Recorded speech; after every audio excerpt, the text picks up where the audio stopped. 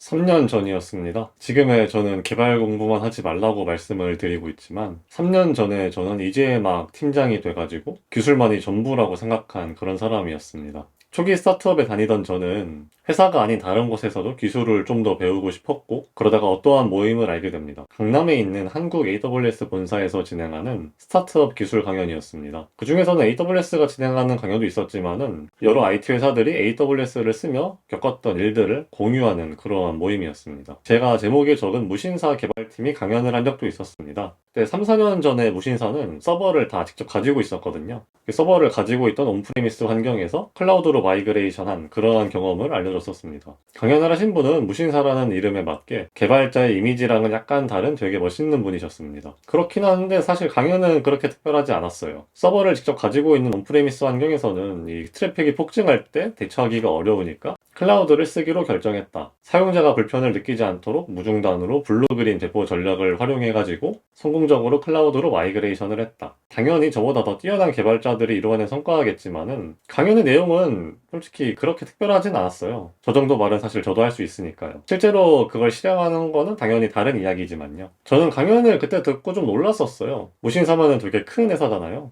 지금도 더 크지만은 3년 전에 무신사라고 해도 웬만한 남자분들은 다 아는 그런 회사였고요. 그런데 무신사라고 해도 그렇게 특별한 기술이 있지 않구나라는 걸 그때 깨달은 거죠. 그런데 지금 제 생각은 3년 전에 그때 했던 생각이랑 정반대입니다. 이 생각이 이번 영상을 통해 제가 하고 싶은 말인데요. 결론부터 말하면은 그 당시 무신사는 아주 잘하고 있었다라는 거죠.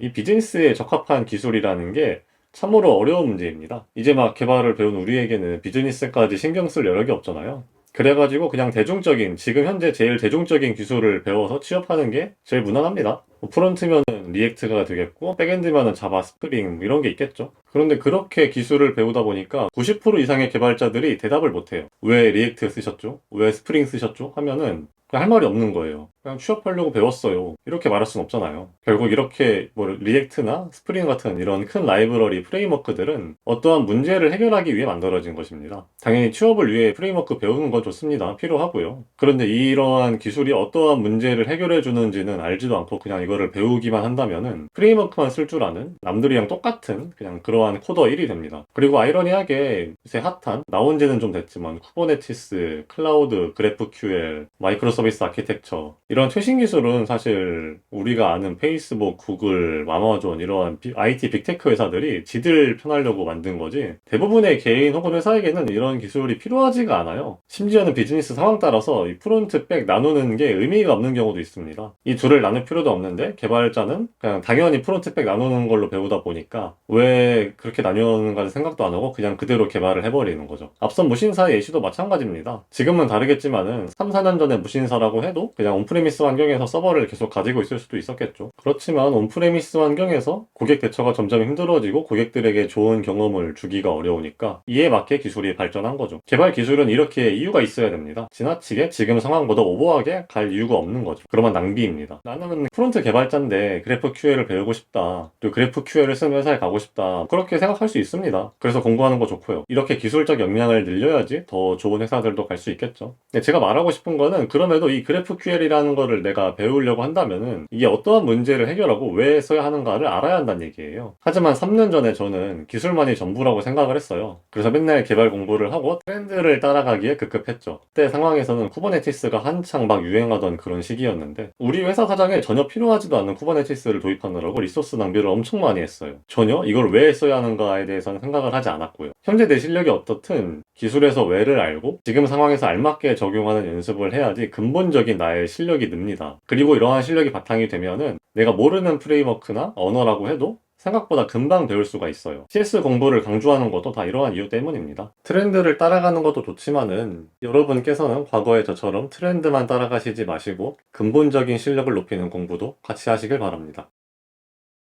네, 오늘의 영상을 정리해 보겠습니다. 현재 기술 수준에 대해서 아쉬워하지 맙시다. 그보다는 기술에서의 왜 압시다. 제가 모르는 최신 기술 혹은 고급 기술은 사용자가 극도로 많은 일부 IT 회사들에서나 필요한 것들입니다. 지금 상황에서 필요하지 않은 기술을 무리하게 적용할 필요는 없습니다. 현재 비즈니스 개발 상황에서 개선하고자 하는 노력을 통해서 진정으로 실력이 발전합니다. 그런 면에서 무신사의 개발 진행은 아주 적절했습니다. 물론 이 말이 개발 트렌드에 뒤처지라는 말은 아닙니다. 새로운 기술도 당연히 배워야 됩니다. 그럼에도 새로운 기술을 배울 때 왜? 그 이유를 항상 생각하길 바랍니다. 이상입니다.